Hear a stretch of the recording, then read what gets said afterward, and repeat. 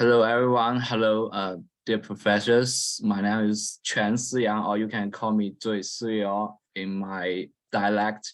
And I'm an undergraduate from Peking University in the senior year. And my presentation topic is the historical evolution of anti-epidemic measures in Republican Guangzhou, and it's a textual analysis based on historical resources. I think maybe it's belongs to the fields of digital humanities. Sorry about my poor English. So welcome to an introduction of my topic. So let's see the basic information. So first, why I choose the period of the Republican era of China is because the topic I choose is owing to my sorry, I was some kind of nervous. First, let's talk about the basic information. And so firstly, I choose this topic because of the nowadays COVID pandemic. And so I choose to study on an anti-epidemic measures of the modern history. It has a characteristics of historical resources. It's sorry, I'm too nervous. When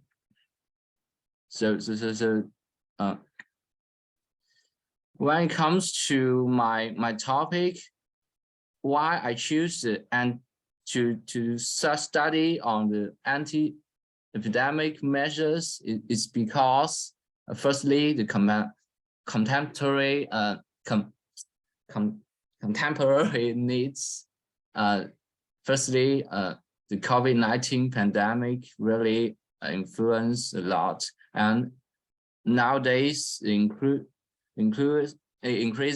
number of new infectious diseases really bothers people now.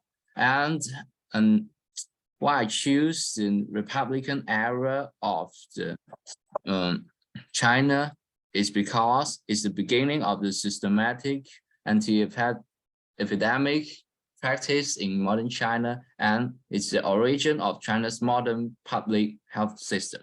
And why I choose Guangzhou? Firstly, it's the city where I live in, and it was one of the most complete cities in China in terms of public health information in modern times, and it has a suitable demographic characteristics, including large population density and high population mobility. And also, the Republican government in Guangzhou survived for a long time, other than other places of China, such as Beijing or Tianjin or Shanghai.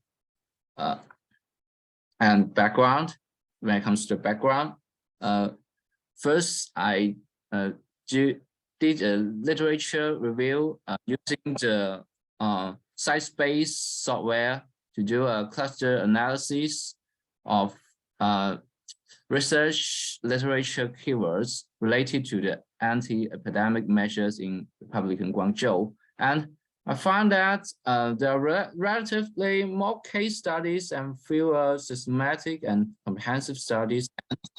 The low total number of results is another problem. And they mostly focus on the level of public health, but the concept of hygiene and hygiene habits of Guangzhou citizens, but not the anti-epidemic measures in Republican Guangzhou. So I think it was interesting to choose my current topic.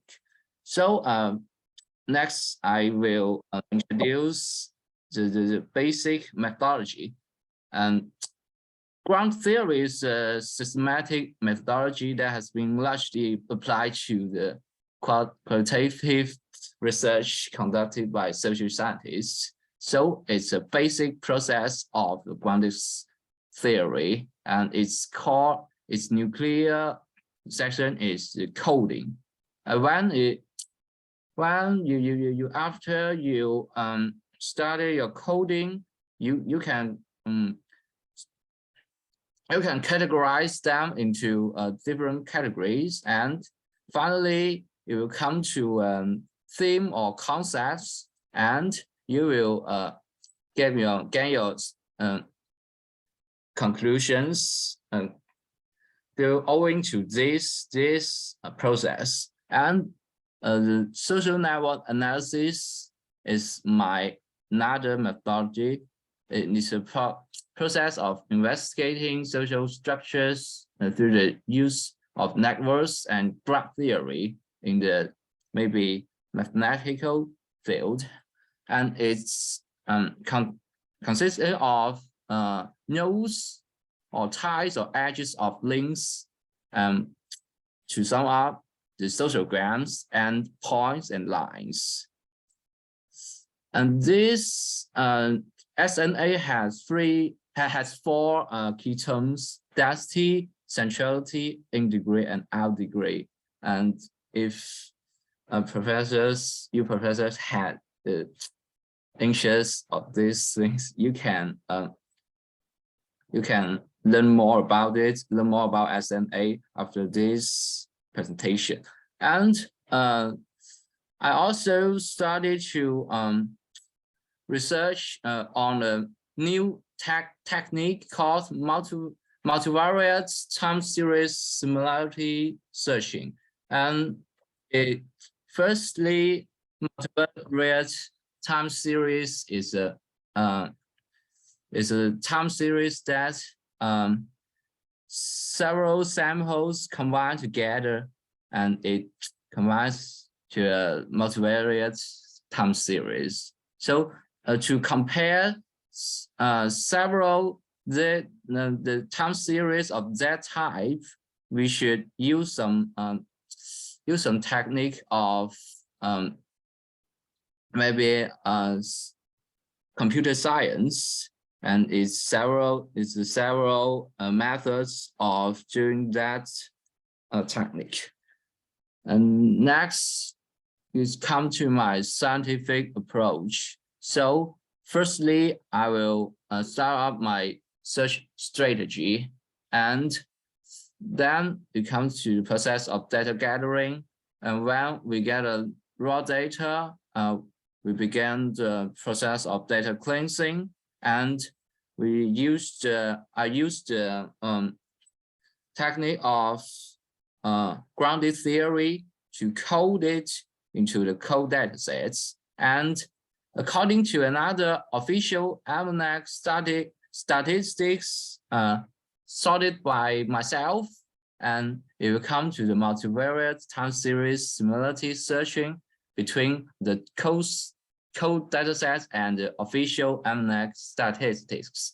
And it will come to a conclusion about the periods of concentrated epidemics in Republican Guangzhou. And for another approach, the statistical analysis will turn this code dataset into two sections: statistical graphs and social network analysis social graphs. Yeah, and these graphs and grams will lead to the conclusion of overall and phase characteristics of the anti-epidemic measures in the Republican Guangzhou. And we will also know the historical stage of it. And this is my search strategy, and this is my data gathering results, including year, sources, type, data, and author, title, and the full text. It's concluded in the XLS sheet. And this is my data cleansing tools. It's a online tools called NLPIR. It's used specifically for the Chinese, especially the ancient Chinese or pre-modern Chinese language analyzing. So we use that to do some language segmentation. Yeah, and this is my coding process. So firstly, I will gain the raw information extracted after the text segmentation of the NLPIR, and we can start the process of open coding just to conclude this this into separate concepts and code it with numbers or alphabets. And the next step is to conclude the code genus, category, and theme. This is a three-level segmentation, three-level conclusion, and it's like that. It's processed like that. When we find a word that is similar to another word, or it has the same meaning to another word, then it will gain the similar or the same code genus, and the code genus can be concluded to the same category, and the category can conclude it to the same theme. And finally, I found the three things including the A is anti-epidemic subjects, and B is anti-epidemic measures, and C is decisive words. Yeah, and next step, I begin to build the code word matrix based on the code datasets beyond, and this is the preparation for generating a sociogram, where the GAFI is software for social network analysis, and it can generate sociograms and some statistics data. Yeah, and the next step is my results. Here comes my results. So the first figure comes directly from this form, and it's a year-on-year trend in the frequency of co-occurrences by theme. It is basically it is a disease words. Yeah, this is a disease word. This is for the disease words, and this is sorry, I'm the wrong title. I have the wrong title, and this is the word frequency for the for the anti-academic subjects, and this is the word frequencies for the total anti-epidemic measures. This is for measures, and this is for also the year-on-year trend for the anti-epidemic measures, and this is the frequency chart for the diseases words, and this is you need to come to a conclusion within a minute. Okay. I'm sorry. So it comes to a conclusion that the year-on-year trends can be separated to the four series. The first series is subjects and the diseases and the measures and the total frequency per year. So we can see from this chart that it can be separated to maybe four main stages. The first stages come to that peak, and the next stages is this from the 1991, 1920 to or 1921 to straightly to 1937. This is maybe the stage 2, and next next is maybe the 1938 to 1945. This may be the step 3, and the fourth stage is maybe the 1946 to 1949. It can be segmented based on maybe an not clear line, but the approximate line. And next we comes to and that next step, it is the sorry. This is the total number of the reported cases of various types of infectious diseases in Republican Guangzhou, according to my own sorting of these 3 official journals or official almanac. And this is an annual trend of number of the reported cases of infectious diseases in Guangzhou, and this contains to another multivariate time series, and as we can see, it's very approximate between these 2 grams. So we will start to analyze that, and it can be concluded that the estimated similarity between the disease world frequency time series and the almanac infectious disease data time series, these 2 time series is similar. The similarity is approximately that high. So we can say that we can come to a conclusion that the Guangzhou is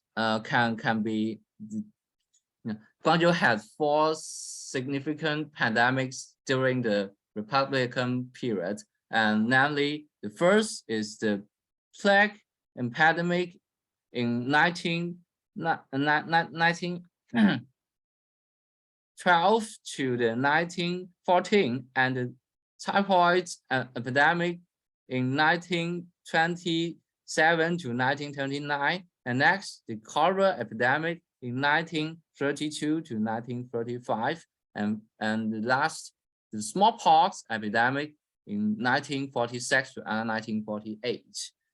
And the next we come to the you need to conclude now. Okay. The time for the session is already over, and there is another talk. Okay. So this sociograms and statistics conclude to the final conclusion that it can be broadly summarized into 4 stages. First stage is the stage of initialization, and main subject is the general hospitals, and the search control was the main measure of this period. And next period is stage of construction, and this period the subject was the health bureau, and mainly preventive measures can be these main measures of this period. And the next period was the stage of stagnation, and the main measure is still preventive measures, but due to the occupation of Guangzhou by Japan, there was a lack of information on epidemic prevention and the tendency to reduce the number of anti-epidemic institutions and measures.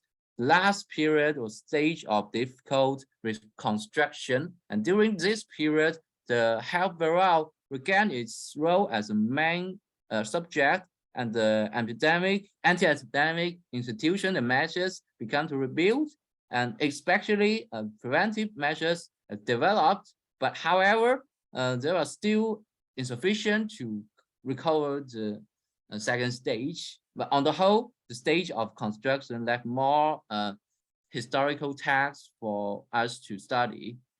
And in terms of the main types of epidemics in Republican Guangzhou, in the order of priority, first is cholera and the typhoid and the smallpox and the plague. And the main type. Please conclude now. Okay. It's okay. Okay. This was the conclusion that I have gained, and the last section is a discussion. So discussion is that in the 1921, the Guangzhou municipal government was established. Then the health bureau is established, and the health bureau really helped a lot to build a new anti-epidemic system in Guangzhou. So we can see the second stage, the stage of construction is based on the health bureau, and the Japanese invasion of China really destroys the basic system of anti-epidemic. So you can see in the data that it just comes to a low frequency in this several data series. Yeah, and finally, it can be a certain approach that health bureau really associated with the prevention measures, and cholera is certainly the most frequent diseases, no matter in the frequency table or the statistic data. Yeah, this is my references. And sorry, this is my first presentation on an international conference, so I'm kind of nervous, and I really appreciate you the staff and professors for waiting for me. Sorry. Yeah, this is my study. Thank you for listening.